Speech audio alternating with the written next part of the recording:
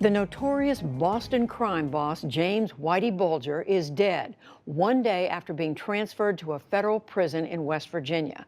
His death is being investigated as a homicide.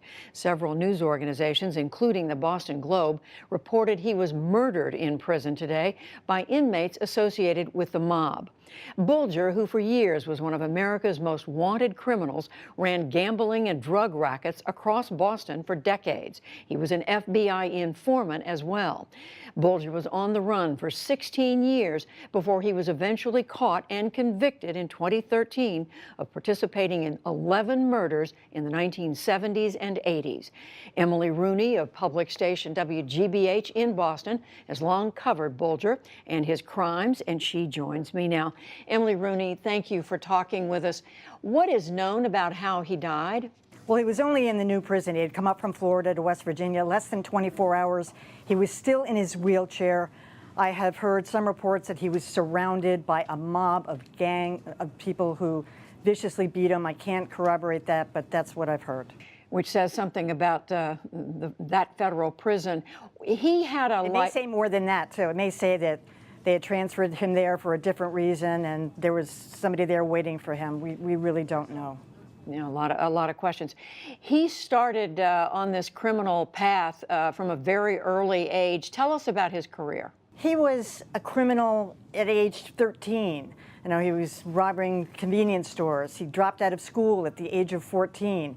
He ran a criminal enterprise for decades and decades. You know, he had this charm and this sort of appeal that he lured people into his net, including women. He often had 2 or 3 women going at a time. He took that one on the road with him, but he tried to take the other one with him first, and she gave up and came home, and then he took Catherine Gregg on the road with him.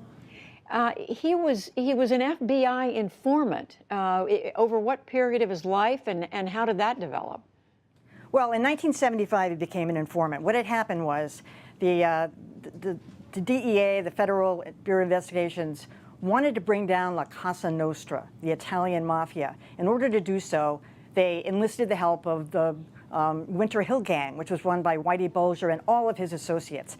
They figured they'll turn a blind eye to rackets and numbers and some of the, busting, machines and that kind of stuff.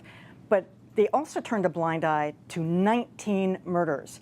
And then in 1995, FBI agent John Connolly, who grew up in the same housing project as Whitey Bulger and was in the FBI, tipped him off that he was about to be indicted. But John Connolly has always contended to this day, hey, he was one of the guys. He was part of the team, and he feels like he took the fall for something that happened at a much higher level at the FBI. You mentioned murders. I mean, he killed people with his own hands. Oh, yes, and then he took naps afterwards. He killed at least 2 women, Deborah Hussey and Deborah Davis. He was only convicted of 1 of those murders, but then he would pull their teeth out and bury the remains so that they couldn't be as easily identified. We didn't have DNA testing back then. But the story of his life, I mean, it's been made into movies, documentaries, about him. He'll be remembered for all of this. And the woman who was with him at the end, she's still serving time. So Catherine Gregg is still serving time. She was sentenced to a fairly minimum number of years, like 7 or 8, but she refused to cooperate with some detail about, I don't know, other informants or where money was hidden, something like that. I can't remember the details of that. And she accepted more time in prison as a result. So she's still, I believe, she's in a federal prison somewhere locally, I believe. But what a legacy he has. Can you imagine the ending of this? I should say, by the way, that none of the victims in the greater Boston area are lamenting this at all. They're cheering, they're popping champagne tonight. But this is not the way his life should have ended. And the federal government has got some explaining to do. Emily Rooney with WGBH. We thank you.